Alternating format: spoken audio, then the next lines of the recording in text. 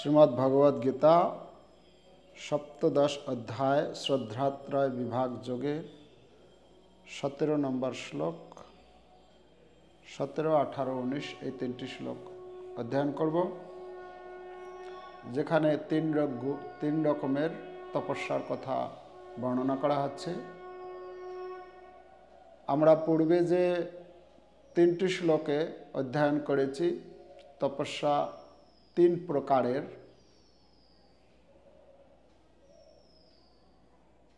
কায়িক তপস্যা, বাচিক তপস্যা, মানসিক তপস্যা। তিন রকমের তপস্যা। তো সেই তিন প্রকারের তপস্যাকে আবার তিনটি ভাগে ভাগ করা হচ্ছে: সাত্ত্বিক, রাজসিক এবং তামসিক। সাত্ত্বিক মানে এই যে কায়িক, বাচিক, মানসিক তিন রকমের যে তপস্যার কথা বলা হচ্ছে, সেটাই আবার গুণের ভিত্তিতে ভাগ করা হচ্ছে। 17 নম্বর শ্লোকে বলছেন, শ্রদ্ধয়া পরয়া তপ্তম তপস্তত্ত্রিবিধম নরৈঃ অফলাকাঙ্ক্ষিভির্যুক্তৈঃ সাত্ত্বিকম পরিচক্ষতে। অনুবাদ: ফলাকাঙ্ক্ষা রহিত মানুষের দ্বারা পরম শ্রদ্ধা সহকারে অনুষ্ঠিত ত্রিবিধ তপস্যাকে সাত্ত্বিক তপস্যা বলা হয়। ত্রিবিধ তপস্যাকে, ত্রিবিধ মানে পূর্বে যে তিন রকমের তপস্যার কথা বলা হচ্ছে, সেই তপস্যা যদি ফলাকাঙ্ক্ষা রহিত মানে কোনো রকমের আশা আকাঙ্ক্ষা না রেখে শ্রদ্ধা সহকারে কেউ এই তিন রকমের যে বর্ণনা করা হয়েছে সেটা যদি পালন করে, তাহলে সেটাকে বলা হচ্ছে সাত্ত্বিক তপস্যা। শ্রদ্ধার উপর নির্ভর করেই এখানে বিচার করা হচ্ছে। চৈতন্য চরিতামৃতে আমরা শুনেছি শ্রদ্ধা কত রকমের হয়। শ্রদ্ধাবান জন হয় ভক্তি অধিকারী। যে শ্রদ্ধাবান সে ভক্তির অধিকারী হয়। আবার সেটার আবার তিন রকমের ভাগ করা হয়েছে। কীরকম শ্রদ্ধা? কোমল শ্রদ্ধা। কোমল শ্রদ্ধা মানে কনিষ্ঠ ভক্ত। তারপরে তার থেকে উন্নত যে মধ্যম ভক্ত। আর উৎকৃষ্ট শ্রদ্ধা যেটা দৃঢ় শ্রদ্ধাবান হচ্ছে উত্তম অধিকারী ভক্ত। তো উপদেশামৃত গ্রন্থে শ্রীল রূপ গোস্বামীপাদ বর্ণনা করেছেন যে এই তিন রকমের শ্রদ্ধা অনুসারে তিন রকমের ভক্ত। চৈতন্য চরিতামৃতে তার বিস্তার বর্ণনা করা হয়েছে। তো শ্রদ্ধার উপর ভিত্তি করে এখানে এই বলা হচ্ছে, ফলাকাঙ্ক্ষা রহিত হয়ে শ্রদ্ধা সহকারে যখন করা হয় তাকে সাত্ত্বিক তপস্যা বলা হয়। তার পরবর্তীতে হচ্ছে 18 নম্বর শ্লোক দেখুন, সৎকার মান পূজার্থম তপোদম্ভেন চৈব যৎ ক্রিয়তে তদিহ প্রক্তম রাজসম চলমাধ্রুবম। শ্রদ্ধা, সম্মান ও পূজা লাভের আশায় দম্ভ সহকারে যে তপস্যা করা হয় তাকেই এই জগতে অনিত্য ও অনিশ্চিত রাজসিক তপস্যা বলা হয়। তাহলে প্রথমটা ছিল শ্রদ্ধা সহকারে ফলের আশা না রেখে যে তপস্যা, তাকে সাত্ত্বিক। রাজসিকের ক্ষেত্রে কি আসছে? এখানে শ্রদ্ধা না, এখানে হচ্ছে মান, সম্মান, যশ, পূজা, লাভের আশায় যে তপস্যা করা হয়ে থাকে, দম্ভ সহকারে, মানে তার অহংকার থাকে ভেতরে, সেই যে তপস্যা তাকে বলা হচ্ছে রাজসিক তপস্যা। সাত্ত্বিক তপস্যা ছিল কিসের জন্য? কেবলমাত্র পরম তত্ত্বের জন্য তপস্যা, মানে খুশি করার জন্য তপস্যা। আমার ভগবত ভক্তি জীবনে কি করে উন্নতি সাধন করব তার জন্য তপস্যা, শ্রদ্ধার সহিত। আর কোনো কিছু লাভ, পূজা প্রতিষ্ঠার আশা না রেখে অফলাকাঙ্ক্ষী হয় শ্রদ্ধা, যে তপস্যা। এখানে হচ্ছে কি তার অপোজিট, দম্ভ, শ্রদ্ধা করবে আমাকে, মানে সে সাধু বেশ সেজে এমন কিছু দেখাবে লোকে যাতে আমাকে শ্রদ্ধা করে,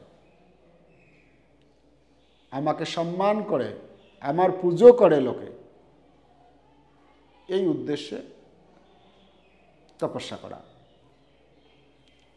প্রভুপাদ তাৎপর্য তুলে ধরেছেন, ঠিক যেরকম কোনো ব্যক্তি আছে, সে তার কিছু তার যে জুনিয়র বা তার যে অধস্থানে যারা রয়েছে তাদের কাছ থেকে সম্মান পাওয়ার জন্য, তাদের কাছ থেকে বাহবা, তাদের কাছ থেকে পূজা পাওয়ার জন্য সে এরকম কিছু আচরণ করে। এটা অনেক সময় আমাদের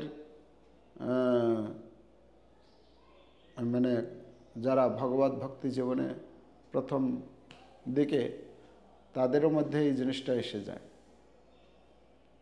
তাদের নাম, যশ, প্রতিষ্ঠা যদি কোনো রকম একটু আঘাত হয়ে যায়, তাহলে তখন বোঝা যায় যে সে কতটা প্রভাবিত ছিল এর দ্বারা।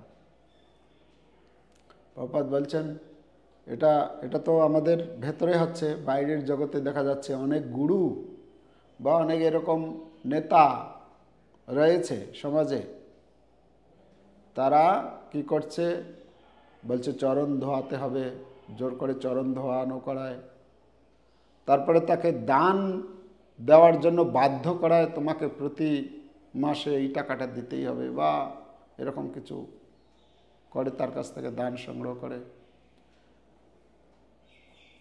এই ধরনের তপস্যায় দৃঢ়তাও থাকে না, যেহেতু ওটা দেখানো, তাই সেটা স্থায়ী হয় না, সেটা অল্প সময়ের জন্য দেখা যায়, পরবর্তীতে তার যে আসল রূপ প্রকাশ পেয়ে যায়। আমাদের ওই কি বলে, আদিসপ্ত গ্রামে সে হরিদাস ঠাকুর যখন গিয়েছিলেন, তো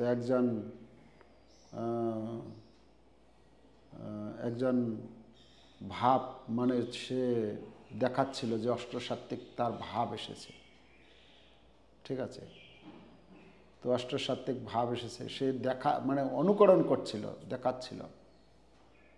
হ্যাঁ, কেন? সে জানে যে নাম করলে অষ্টসাত্ত্বিক বিকার আসে শরীরে, তো যদি আমি এটা দেখাই, অনেক সময় ওই চতুর্থ প্রহর, অষ্টপ্রহর যে নাম সংকীর্তনাদি হয়, সেখানেও এরকম দেখা যায়। সেখানে দেখা যায় না এরকম যে কীর্তন করতে করতে একদম কান্না করছে, জড়িয়ে ধরছে, গড়াগড়ি করছে, মানে এটা কি? এটা হচ্ছে দেখানো। এটা কি অষ্টসাত্ত্বিক বিকার এসেছে তার জন্য হচ্ছে এটা? এটা হচ্ছে লোককে দেখানো। তো ওইখানে হরিদাস ঠাকুরের ওখানে ওই কি বলে আদিসপ্ত গ্রামে হরিদাস ঠাকুরকে ছোট করার জন্য। তো সেই ব্যক্তি কি করছিল, এরকম অষ্টসাত্ত্বিক বিকারের অনুকরণ করছিল। আর তার পরবর্তীতে দেখা গেল কিছু সময় পরে তার সে অষ্টসাত্ত্বিক বিকার কেটে গেল। তো সেখানে বলছেন যে ওইটা ছিল কি 4 আনা, কি এরকম ছিল যে 4 আনার ভাব, মানে 4 আনার ভাব মানে 4 আনা তাকে দেয়া হয়েছিল এরকম কিছু একটা।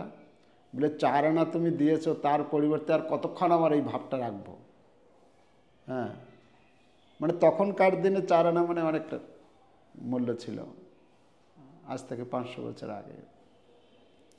তো এই লোককে দেখানোর জন্য পূজা প্রতিষ্ঠা, মান যশ সম্মান পাওয়ার আশায় যে দেখানো, এটা হচ্ছে কি, এটা হচ্ছে রাজসিক তপস্যা। রাজসিক তপস্যা। তো আমরাও যেন আমাদের ভগবত ভক্তি অনুশীলন করছি, আমরা যেন এরকম না হয় যে শুধু লোককে দেখানোর জন্য করছি। যদি এখানে না করি, না উপস্থিতি দিই, তাহলে প্রভু কিছু বলবেন। অবশ্যই সেটা ভয় থাকা ভালো। কেন? আমরা প্রথম আমরা যে ভক্তি করছি, এই ভক্তিটা হচ্ছে কি,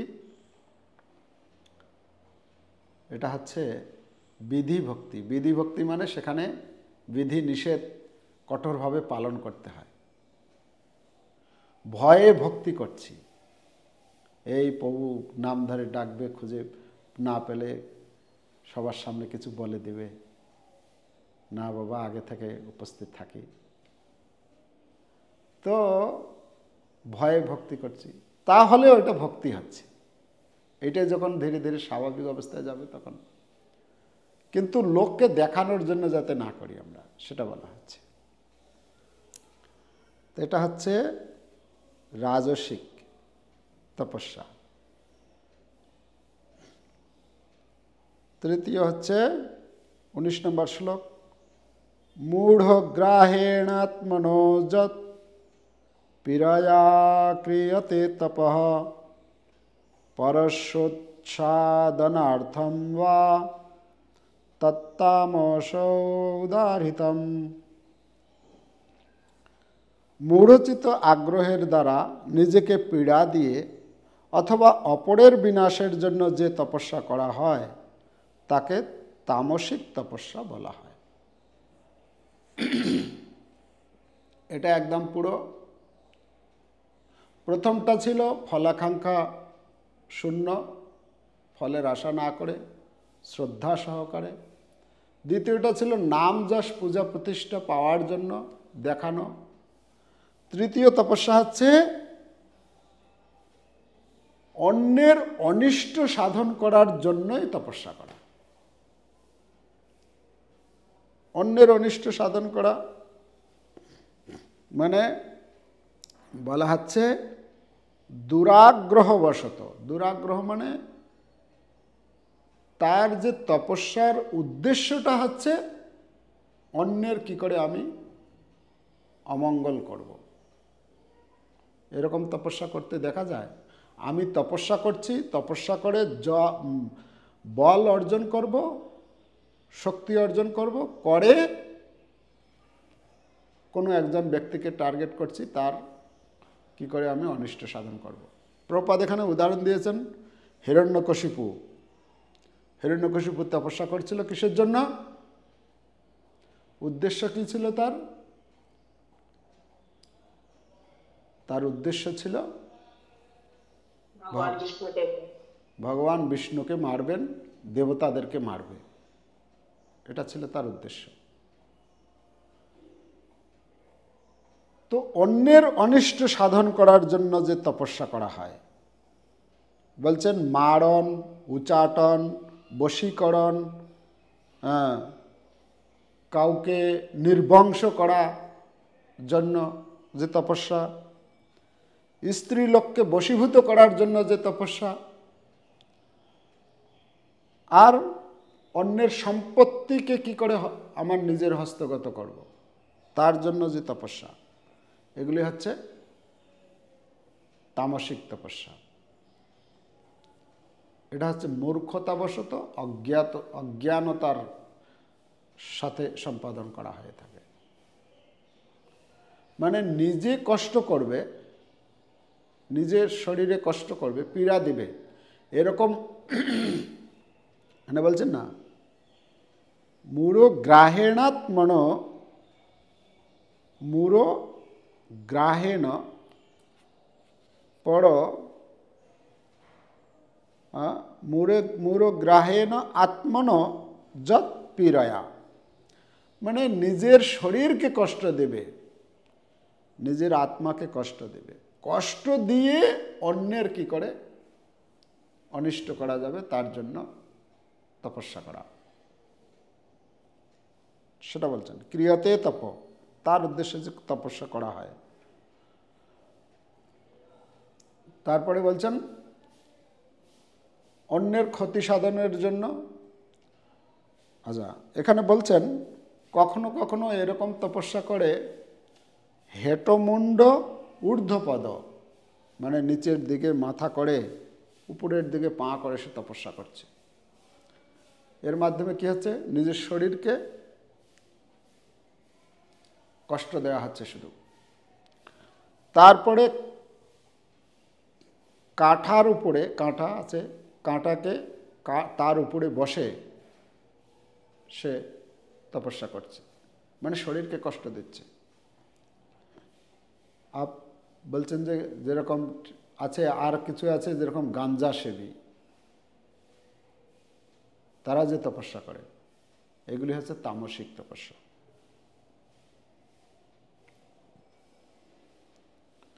তো এরকম তপস্যার একজন ছিলেন, আমরা যখন বদ্রিকাশ্রমে যাই, বদ্রিকাশ্রমে যে নরনারায়ণ ঋষি তপস্যা করছেন,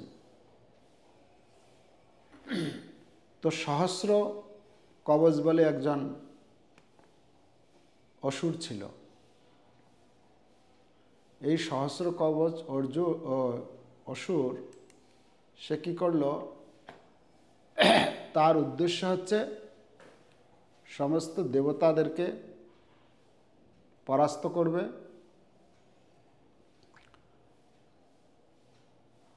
তো তার জন্য সে বিশাল ঘোর তপস্যা করতে শুরু করলো।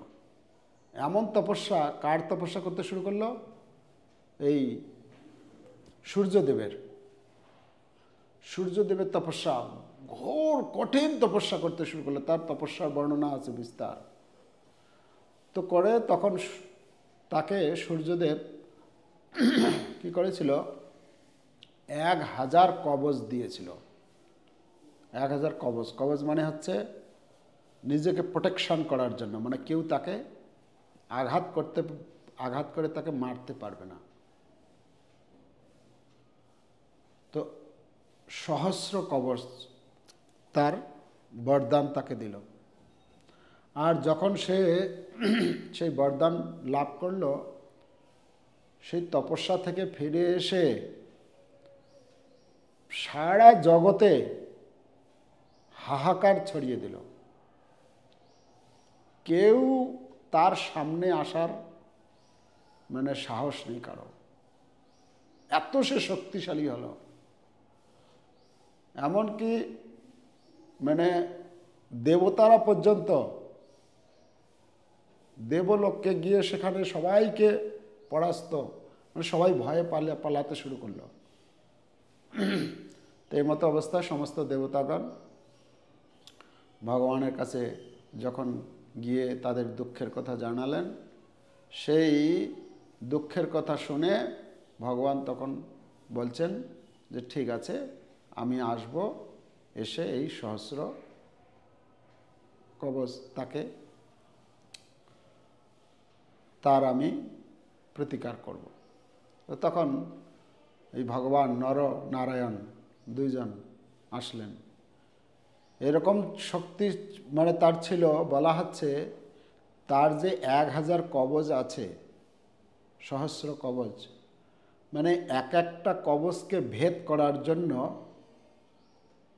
সেই ভেদ করতে পারবে যে 10,000 বছর তপস্যা করবে, কেউ যদি 10,000 বছর, একজন ব্যক্তি যদি 10,000 বছর তপস্যা করে, তাহলে যে শক্তি লাভ করবে, সেই শক্তি দিয়ে সে এই তার একটা কবচকে ভেদ করতে পারবে। তো তখন ভগবান নরনারায়ণ ঋষি রূপে এসে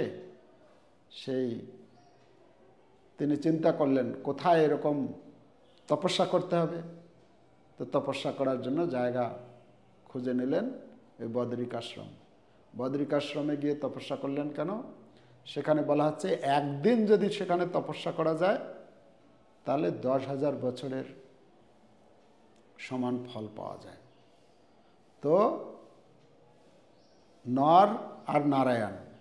নর ঋষি আর নারায়ণ ঋষি দুজনে সেখানে তপস্যা করতে থাকলেন। আর সেই সহস্র কবচ যে অসুর, তার সঙ্গে যুদ্ধ করতে শুরু করলেন। তো একদিন নর তপস্যা করে, নারায়ণ যুদ্ধ করে, একটা কবচকে ভেদ করে।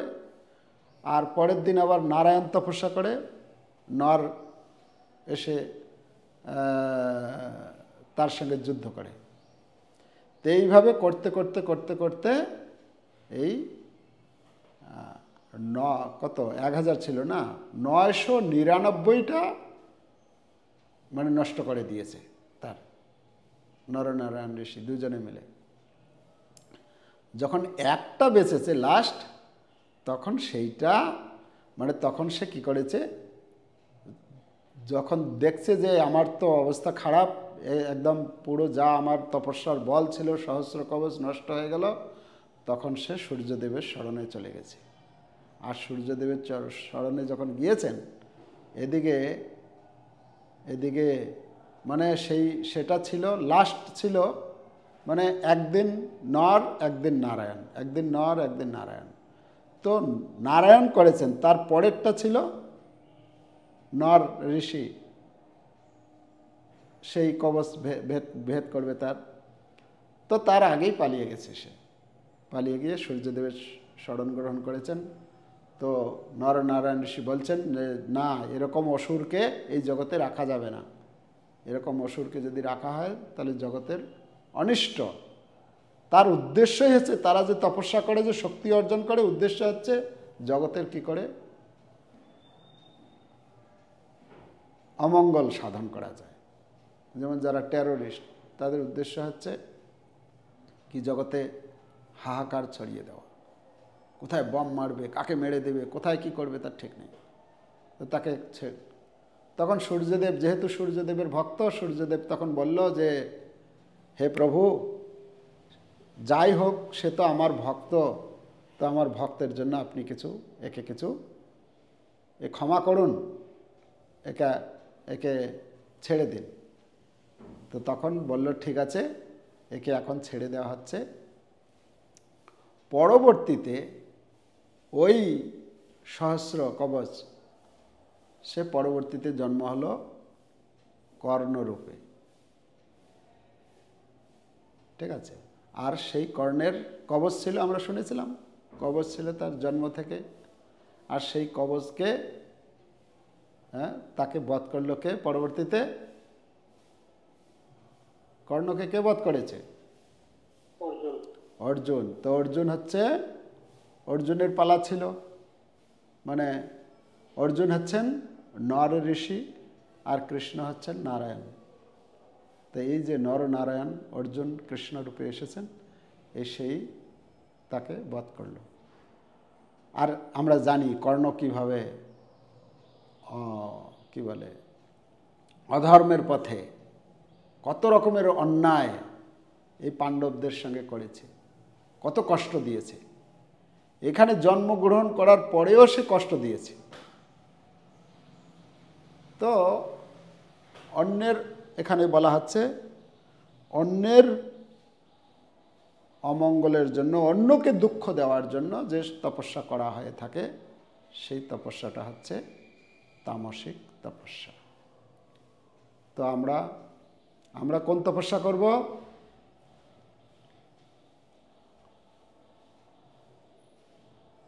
তপস্যা ব্রহ্মচর্যেন সমেন দমেন দমেন বা। আমাদের যে তপস্যা, আমাদের যে তপস্যা করব, তপস্যার উদ্দেশ্য হচ্ছে তপ দিব্যম পুত্রকা যেন শুদ্ধেত সত্যম, যেন শুদ্ধেত ব্রহ্মসক্ষম ত্বনন্তম। ঋষভদেব ভগবান বলছেন আমাদের যে তপস্যা দিব্য তপস্যা। দিব্য তপস্যা মানে হচ্ছে ভগবত অনুরাগ কি করে হবে, ভক্তের প্রতি কি করে অনুরাগ হবে, ভগবানের প্রতি কি করে অনুরাগ হবে, ভগবত বিষয়ে ভগবানের নাম গান রূপ লীলা পরিকর ইত্যাদির প্রতি কি করে আমার আসক্তি বৃদ্ধি হবে, তার জন্য তপস্যা করছি। এই এখন ব্রত, চাতুর্মাস্য ব্রতের কার্তিক ব্রত চলছে, দামোদর ব্রত। উদ্দেশ্য কি? উদ্দেশ্য হচ্ছে আমরা তপস্যা করছি, কেউ বা কিছু ত্যাগ করেছে, কোনো বস্তু ত্যাগ করেছে, কেউ কিছু ব্রত গ্রহণ করেছে, এই মাসে আমি এত মালা জপ করব, এই মাসে আমি এই জিনিসগুলো খাবো না, এই মাসে আমি এই কাজ করব না, ইত্যাদি বিভিন্ন জনে বিভিন্ন রকম ব্রত গ্রহণ করেছে। তো উদ্দেশ্য হচ্ছে কি করে আমি ভগবানের এর মাধ্যমে ভগবানের সন্তুষ্টি বিধান করব, আমি নিজে ভগবত ভক্তি জীবনে আরও উত্তরোত্তর উন্নতি সাধন করব। তো এটা হচ্ছে তপস্যা। আমাদের তপস্যার উদ্দেশ্য হচ্ছে ভগবানের প্রীতিবিধান। আমরা যা শক্তি লাভ করব সেটা ভগবানের সন্তুষ্টি বিধানের জন্য সেবা কার্য করার মাধ্যমে সেটা ক্ষয় করব, নাকি অন্যের অনিষ্ট সাধন করার কিছু। তো আজকে আমরা এই সাত্ত্বিক তপস্যা, রাজসিক তপস্যা এবং তামসিক তপস্যা সম্বন্ধে জানলাম, এবং যেটা জানলাম আমরা সেই অনুসারে আমাদের জীবনেও আমরা এটা এভাবে পালন করব। হরে কৃষ্ণ কৃষ্ণ কৃষ্ণ হরে হরে, হরে রাম রাম রাম হরে হরে। শিলা প্রভুপাদ কি জয়।